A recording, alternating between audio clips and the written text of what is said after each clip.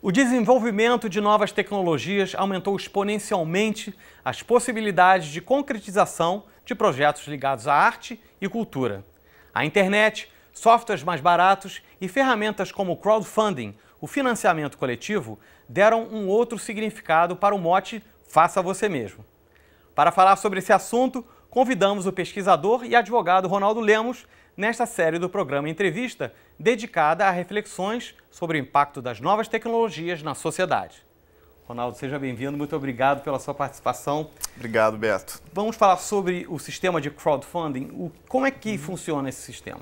Olha, é interessante porque o crowdfunding não é de hoje. Quando você pensa numa sociedade anônima, em que as pessoas compram a ação de uma empresa, aquilo é uma espécie de crowdfunding também, e isso vem lá desde o século XVI. O que aconteceu com a internet é que agora, em vez de ser só companhias abertas, ultra reguladas, que tem que seguir regras da Comissão de Valores Mobiliários, esse tipo de coisa, agora o crowdfunding se democratizou, inclusive para pequenos projetos que as pessoas podem, por exemplo, ir na internet e pedirem para receber apoio financeiro, cada um doando 10, 20, 15 reais, depende do projeto, e para fazer o projeto se viabilizar. Então, o que é interessante é que a tecnologia acabou fazendo um processo de desintermediação, permitindo que quem tem uma boa ideia possa procurar a sua turma na internet e essa turma faz com que o projeto aconteça. E isso é uma das coisas que eu acho mais interessantes, porque o crowdfunding, ele não é apenas você ir lá e dar dinheiro para um projeto e falar, um dia isso aqui vai acontecer, eu vou ser beneficiado com o resultado do projeto, provavelmente eles vão me mandar o produto, mas é muito mais uma forma das pessoas descobrirem coisas com as quais elas se importam. Então, o que é bacana do crowdfunding é que não é só a respeito do dinheiro, é a respeito também de encontrar coisas que para você são interessantes, são importantes, e aí você apoia aquele projeto e ele acaba acontecendo. E que projetos bacanas que já aconteceram, financiados por esse modelo, que você destaca aqui? Olha, tem vários. Tem, por exemplo, um cara que transformou um dos iPods pequenos da Apple num relógio. O cara comprou uma dessas milhares de versões que a Apple lança de iPods e ele criou um relógio de pulso baseado no Shuffle, né? no iPod, que é muito bacana. E isso foi criado também, você vê, uma ideia simples, o cara conseguiu uma grana, eu não lembro agora quanto era de dinheiro, mas era algo com mais de 100 mil dólares. Então ele vendeu e todo mundo que apoiava o projeto recebia lá não só o relógio, mas às vezes recebia algum benefício adicional, o nome inscrito atrás do relógio, alguma coisa assim. E tem um modelo também do pague quanto quiser. Esse modelo funciona, é viável? Olha, é viável e já tem vários artistas que estão usando esse tipo de modelo. O mais famoso foi o Radiohead, o que levou até muita gente a criticar, dizendo só bandas muito grandes conhecidas e famosas como o Radiohead que vão usar modelos de pague quanto puder. Bandas pequenas não têm a menor chance de fazer isso. E aí, o que acontece hoje é que isso não é verdade. Hoje tem um monte de artistas espalhados no mundo inteiro que usam esse modelo de, olha, estou aqui com o meu produto, a minha comunidade está em contato comigo via Twitter, via redes sociais, e eu faço um apelo direto aos meus fãs, dizendo o seguinte, olha, se você gosta do que eu faço, está aqui, se quiser baixar de graça, baixe, se quiser pagar alguma coisa, fica a seu critério.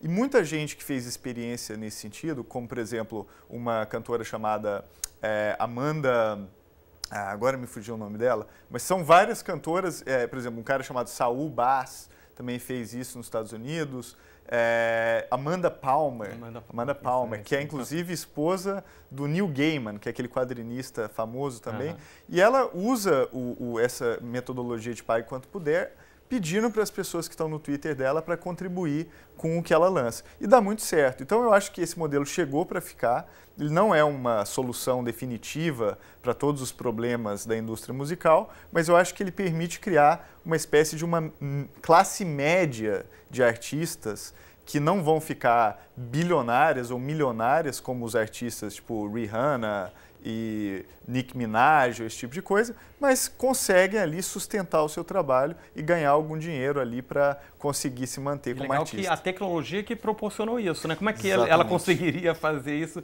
sem essas plataformas, né? Mesmo que não seja uma plataforma de crowdfunding, o site dela e sem dúvidas, ferramentas de pagamento, né? Exatamente. O que a tecnologia faz, e aí usando um termo econômico, é abaixar os custos de transação. Antes, para você fazer uma coisa dessa, imagina, você ia ter que mandar carta no correio para um monte de gente.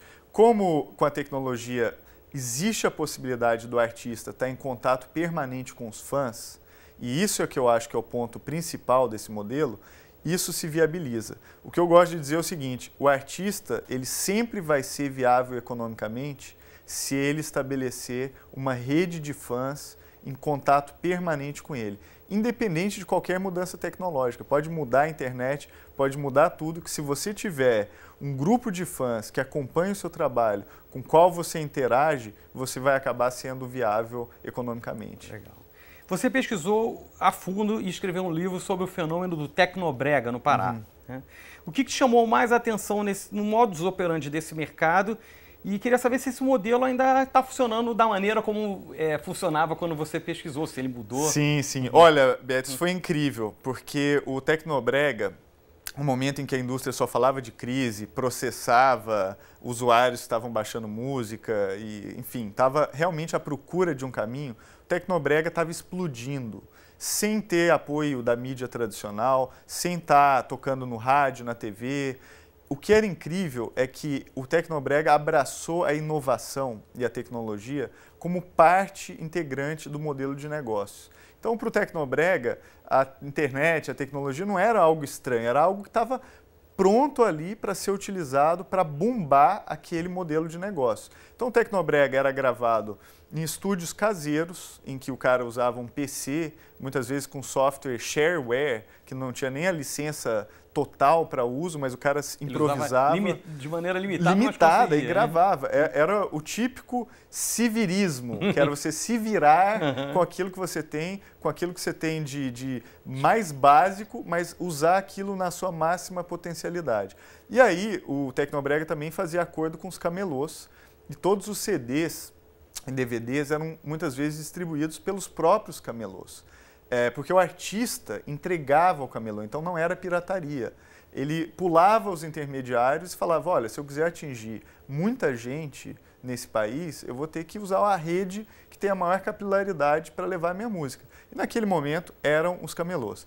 Hoje, isso mudou. Hoje o camelô ele continua a existir, ele inclusive ainda tem um papel quase de um promotor musical, porque ele fala, chegou isso aqui, coisa nova, esse cara aqui é bom. Então ele faz quase que uma curadoria de conteúdo, mas muita coisa migrou para a internet. As pessoas usam sites como 4Shared para colocar música, muita música circulando em redes sociais. O YouTube virou uma peça central também para a divulgação dessas cenas. Então, em outras palavras, de novo, o tecnobrega está na frente, usando a internet, usando compartilhamento de arquivos, usando a computação em nuvem, que é o caso do 4Shared, por exemplo, em benefício de disseminar a música do Pará. E o resultado hoje está aí para todo mundo que quiser ver. Gabi Amarantos ganhando todos os prêmios que a gente puder imaginar. Saia vermelha, camisa preta, chegou pra abalar. Quando tu for na casa dela me buscar, ela vai preparar. A banda Gangue do Eletro, formada por DJs incríveis lá do tecnobrega, também bombando, tocando no Sonar, que são grandes festivais de música eletrônica. E o mais importante, vai no YouTube que você vai ver que ainda tem milhões de pessoas acessando o tecnobrega hoje. Então é muito interessante o que aconteceu. Bacana. E que países estão também aproveitando essas novas tecnologias para incrementar a sua produção cultural? Olha, hoje em dia as oportunidades estão abertas para todo mundo, né? O que eu me ressinto um pouco é que eu acho que o Brasil aproveita pouco essas oportunidades. Eu acho que o Brasil ainda está muito acanhado, ainda tem um certo medo de que a internet vai competir com a cultura tradicional brasileira. E eu acho que isso deveria ser um pouco repensado. Eu acho que o Brasil tem distintas cenas culturais, inclusive algumas delas super populares. Então você tem, por exemplo, não só a cena que está na mídia tradicional, com Caetano, Ana Carolina e assim por diante, como você tem a cena indie, a cena independente, que está principalmente na internet, nos blogs de música, nos blogs de MP3, e o mais interessante, que é a cena super popular, que é essa que, como Tecnobrega, abraçou a tecnologia para criar os seus próprios canais de produção e de distribuição. Quando a gente chega nessa cena, a gente está falando não de nichos, mas a gente está falando de milhões e milhões de pessoas. Essa é a música mais popular feita e ouvida no Brasil hoje. E o potencial de exportação dessa música é extraordinário. O problema é que muita gente olha para essa música e fala: isso aqui é música de má qualidade, eu não queria que o Brasil ficasse associado a esse tipo de imagem.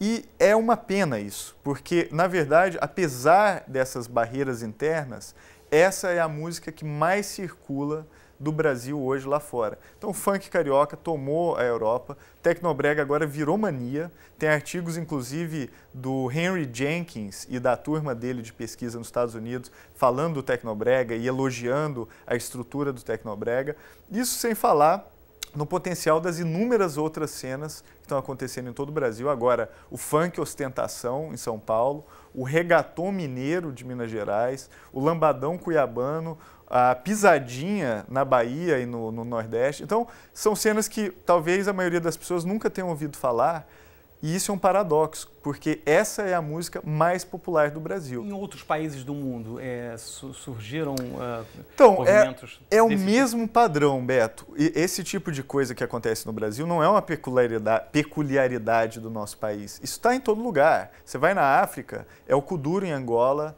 é o kwaito na África do Sul, é o coupé décalé na Costa do Marfim, é o xangã eletro também na África do Sul, o rock do Tuareg todo ali no norte da África. Então, isso não é uma particularidade do Brasil. A música mais popular feita no mundo hoje é essa música que circula por telefones celulares. Tem os exemplos de que os artistas que mandam por Bluetooth no meio do espaço. É o caso, por exemplo, do rock Tuareg, que é o rock feito por grupos e até nações nômades que vivem ali no norte da África, e essa música é trocada nos entrepostos comerciais, onde as pessoas se reúnem para trocar mercadoria, e aí uma troca Bluetooth com a outra de música. Então fala: o que você está ouvindo agora? Estou ouvindo esse aqui que é o grupo Bombino, estou ouvindo isso aqui que é a banda Tammy Crest, são todas bandas lá do norte da África. E elas circulam de celular para celular por Bluetooth. Isso acontece também no Brasil hoje. Tem muita gente que troca música com Bluetooth. No México, tem um caso até muito interessante de uma banda do norte do México que acabou ganhando um Grammy porque eles fizeram uma música chamada Cumbia del Rio, e essa música circulou, atravessou a fronteira dos Estados Unidos de celular por celular, chegou nas rádios latinas dos Estados Unidos, bombou e eles acabaram ganhando um Grammy. Então é muito interessante porque esse tipo de música é a música mais popular no mundo hoje. Existe além das cenas culturais que a gente está acostumado a ver na televisão, no rádio e muitas vezes também na internet, que a gente tem a impressão de que são as cenas majoritárias, são mais populares. É só você olhar um pouquinho mais a fundo no YouTube, por exemplo, que você enxerga que tem artistas com 900 milhões de views, 500 milhões de views, que por sua vez não estão no radar, são artistas que inventaram a sua própria forma de produzir e distribuir música. Sensacional. Ronaldo, muito obrigado pela sua participação, o tempo é curto, infelizmente. Queria agradecer também a vocês que nos acompanharam em mais uma edição do programa Entrevista. Até a próxima.